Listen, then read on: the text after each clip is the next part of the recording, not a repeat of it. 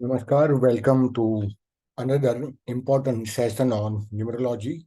और आज हम बात करेंगे शून्य का महत्व क्या है अंक ज्योतिष के अंदर में। तो जैसा कि आपका ये शीर्षक है कि शून्य का महत्व कितना रहेगा, तो चलिए इस पर हम वार्ता करते हैं। पहले मैं बात करना चाहूँगा, एक मिनट। पहले मैं बात करूंगा कि शून्य का महत्व क्यों है। जो कि कई लोग कहते हैं शून्य का महत्व है नहीं भारत में, पर भारत में भी उसको इतना ही महत्व दिया गया है।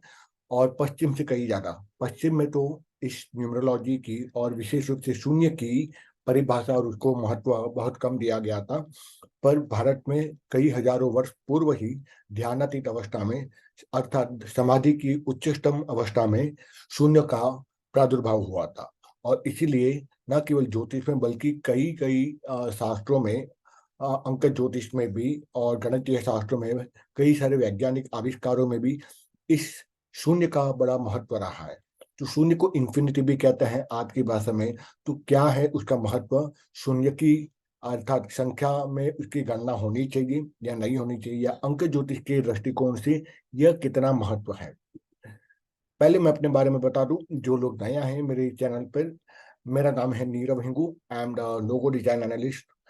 लोगो डिजाइन करता हूँ scientifically, along with a this graphic designer, numerologist हूँ, अंक ज्योतिष जिस पर अभी आप सेशन देख रहे हैं। वास्तु कंसल्टेंट हूँ, वास्तु कंसल्टेंसी भी करता हूँ और फेस रीडर भी हूँ। और साथ ही साथ हैंड राइटिंग एनालिसिस भी करता हूँ।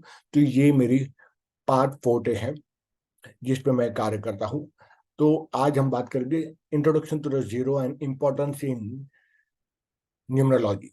तो शून्य क्या है? क्या शून्य कोई संख्या है? तो चलिए, अगर देखा जाए तो शून्य कोई संख्या नहीं है, क्योंकि इसको अंक शास्त्रीय इतना मान नहीं देते, विशेष रूप से पश्चिम में। और पश्चिम में परंपरा को शून्य को अनंत प्रतीक का अंक माना गया है। और यह जानने के लिए कि सूर्य में पश्चिम में गोलार्ध में पहला प्रवेश किया था उससे कई सौ वर्ष पहले हमारे भारत में इसको काफी महत्वता मिली, गणित में, विज्ञान में और आधुनिक टेक्नोलॉजी में भी। जहाँ सभ्यता का आरंभ बहुत लेट हुआ था पश्चिम में, वही इस शून्य का आधारशिला बौद्ध धर्म में भी पाया गया है।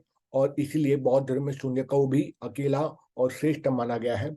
और यदि हम बात करें कि 1 से 9 तक या 11 से 19 तक, इन सारी संख्याओं में आपको 1, 10, 100, आप शून्य के बारे में नहीं जान सकते। शून्य को उसके आगे ही लगाना पड़ता है, तभी उसकी पूर्णता मानी जाती है। वरना आप 1 से 9 के बीच में ही खेल सकते, उससे अधिक आप खेल नहीं सकते, क्योंकि शून्य जो है वो ब्रह्म का भी प्रतीक माना गया है।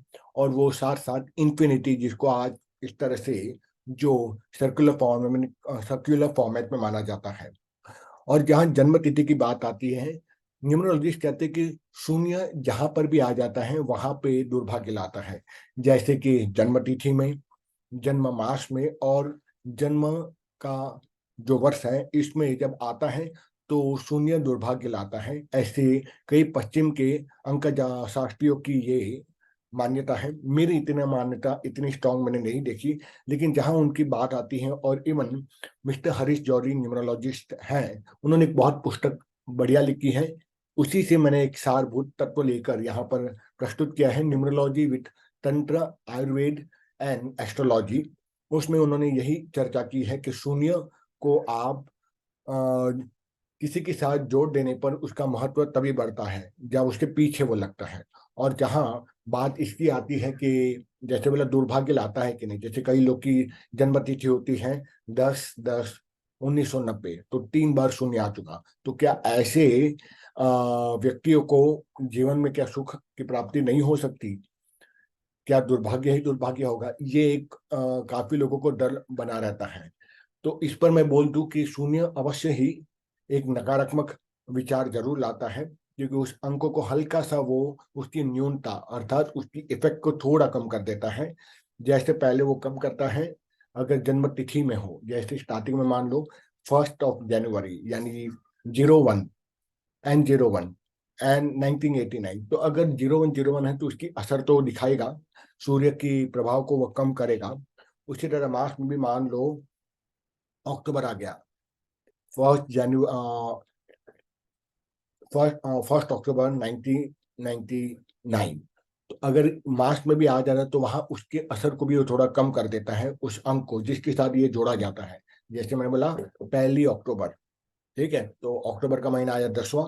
तो सूर्य की कहीं ना कहीं जो प्रभावक जो असर है वो कहीं ना कहीं कम हो जाएगी जातक के जीवन में। उसी तरह अगर जन्म साल, जिसको जन्म वर्ष कहते हैं, 1999 2020 जो भी, क्योंकि अभी जो साल आ रहे हैं 2020 2000, उनमें बहुत सारे शून्य आए हैं।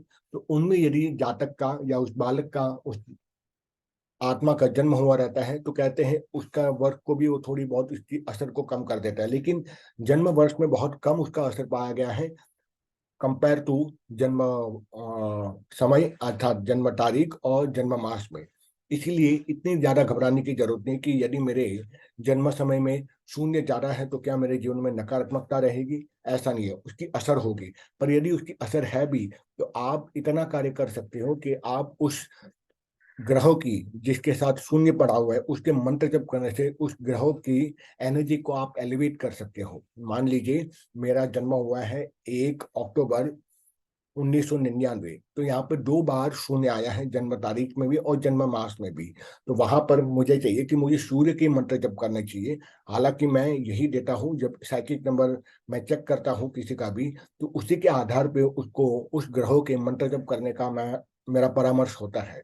तो अगर मान लो मेरे दोनों ही तिथि और मास में शून्य है, तो मुझे सूर्य के जप ज्यादा से ज्यादा करने हैं, जिससे कि उसकी पॉजिटिव असर कम ना हो जाए और ना उसके नेगेटिव असर मेरी पर्सनालिटी पे आ जाए।